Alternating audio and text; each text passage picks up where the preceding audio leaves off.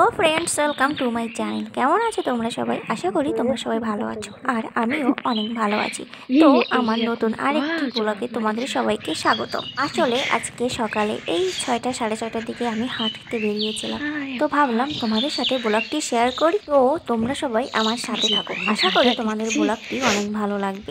দেখো সকালের পরিবেশটা কত সুন্দর, চারিদিকে কুয়াশা পড়েছে, আসলে ভালোই লাগছে। আর পাখি ডাকছে, হাঁটতে একটু ঠান্ডা ঠান্ডা লাগছিল, কিন্তু পরবর্তীতে আবার ঠিক হয়ে গেছিল। ওই পাশে আসছিলাম,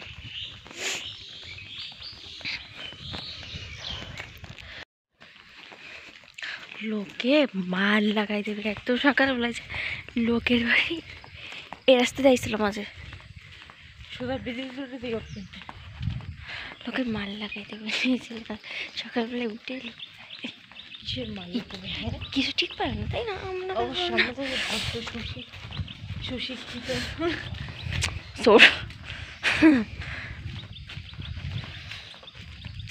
সোয়া এখনো ঘুম থেকে উঠিনো, আসবে কি করে বলো? ওর মাথায় মেটবে লাথি। কেমন লাগতেছে মনে। এখানে আমাকে ঘুম থেকে টেনে তুলে নিয়ে অমনি হাঁটতে যাওয়া হয়েছে, তো চেহারার অবস্থা একদম বাজে, আমি ঠিকমতো তাকাতেই পারছি না সামনের দিকে। আর একটা কথা, দেখতে অতটা ভালো না আমরা, তাই চেহারা নিয়ে ট্রোল করার কোনো দরকার নাই। আমার মনে হয় ফিল্টার মেরে সুন্দর হওয়ার থেকে যেমন আছি ভালো। দুদিন পরে ফেলে দিবে। হ্যাঁ, শীতকাল চলে গেলে যাচ্ছে না, বাতাতে ওই তাদের কেস কিনে ও হাঁটলি কিনলি গাড়িটা লাগবে।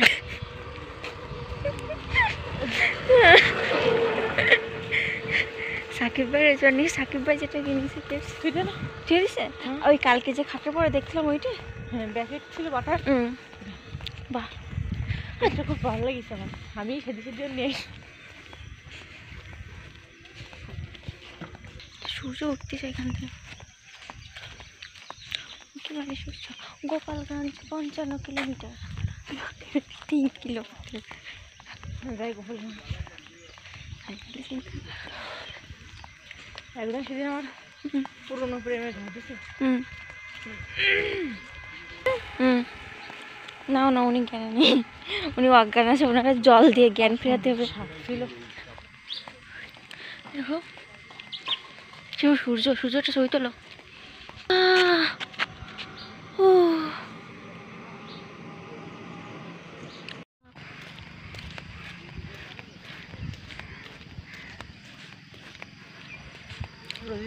দেখো সূর্যটা কি সুন্দর লাগতেছে। ওই সামনে ব্রিজ, ব্রিজ আচ্ছা না দেখো, এই যে নিচে এখানে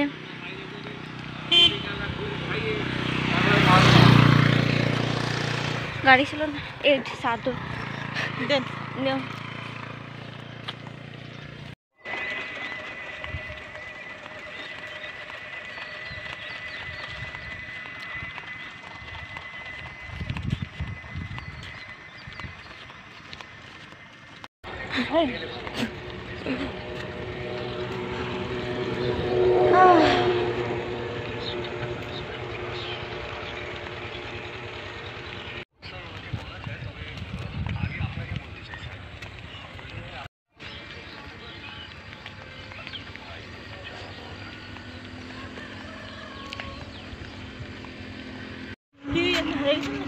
আর না, আমি হারাইনি, আমি ভালো মেয়ে না, হারাবো কেন?